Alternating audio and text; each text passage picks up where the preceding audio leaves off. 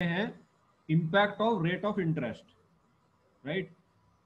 Rate of interest जो है वो हमारी डिमांड को कैसे फ्लक्चुएट कर सकता है। देखो, अगर रेट ऑफ इंटरेस्ट है हाई तो ऑब्वियस बात है लोग जो हैं, जो मनी है उसे बैंक में निवेश करना पसंद करेंगे क्योंकि उन्हें वहां ब्याज मिल रहा है उस पर, राइट। और जो मनी उनके पास है इन हैंड वो कम हो जाएगा because they have invested more money in bank then to buy things for themselves, right? So when money in hand or cash in hand will reduce, जब वो आपके पास जो है वो कम हो जाएगा तो आप तो ऑब्वियस बात है जो डिमांड है आपके प्रोडक्ट की वो घटेगी क्योंकि लोगों ने पैसा जो है वो बैंक में निवेश किया हुआ है, उनके खुद के पास पैसा कम है खरीदने के लिए। सो डिमांड ऑब्वियस बात है कम होगी। तो अगर रेट ऑफ इंटरेस्ट हाई होता है, right, so rate of interest high होने से डिमांड अक्सर प्रोडक्ट्स की कम हो जाती है, राइट। दूसरी बात, अगर रेट ऑफ इंटरेस्ट कम है तो लोग बैंक में निवेश नहीं करेंगे, पैसा अपने पास रखेंगे, राइट। तो जब वो पैसा अपने पास रखेंगे तो वो प्रोडक्ट्स भी खरीदेंगे, तो आपके प्रोडक्ट की डिमांड ऑब्वियसली बढ़ेगी, राइट। तो इस तरीके से रेट ऑफ इंटरेस्ट के फ्लक्चुएशन करने से आपके प्रोडक्ट की डिमांड फ्लक्चुएट करती है, राइट।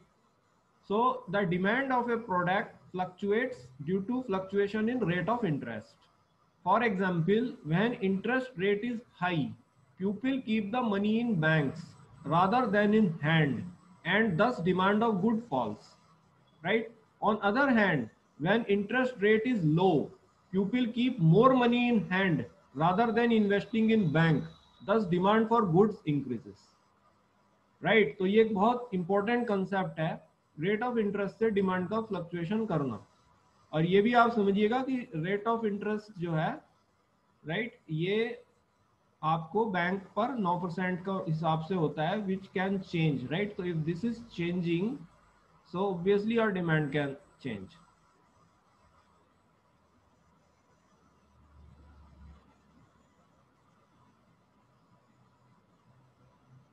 इन्वेस्टमेंट वाला जो लोन ले रखा है कंपनी ने, राइट, वो ये वाला नहीं है। ये तो आप एज एन कंज्यूमर बैंक में आपको ब्याज जो मिल रहा है वो रेट ऑफ इंटरेस्ट की मैं बात कर रहा हूँ, वो डिमांड को अफेक्ट कर रहा है। बट एक होता है जो इन्वेस्टमेंट वाला होता है, राइट। अगर वो रेट ऑफ इंटरेस्ट बढ़ेगा इन्वेस्टमेंट वाला तो इन्वेस्टमेंट घटेगा क्योंकि वो आर के इनवर्सली प्रोपोर्शनल होता है।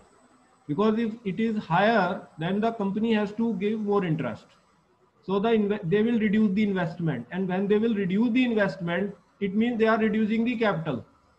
So when they are reducing the capital their production will fall, so their supply will fall. वो supply को affect करेगा ना कि demand को, क्लियर। बट मैं फिलहाल सिर्फ डिमांड की बात कर रहा हूँ, ठीक है। तो ये I am only talking about demand. So एक तो हो गया सीजनैलिटी, आपके प्रोडक्ट की डिमांड सीजन के बेसिस पर फ्लक्चुएट करेगी। दूसरा हो गया रेट ऑफ इंटरेस्ट, जो कंज्यूमर्स के केस का मैं ले रहा हूं, जो उन्होंने बैंक में से जो आपको मिलता है पैसा जमा करने पर उस इंटरेस्ट की, उसकी मैं बात कर रहा हूं। अभी इन्वेस्टमेंट वाले की बात नहीं कर रहा हूं, जो कंपनीज लोन लेती हैं जिस rate of interest, I am not talking about that, right. That will affect the supply not the demand.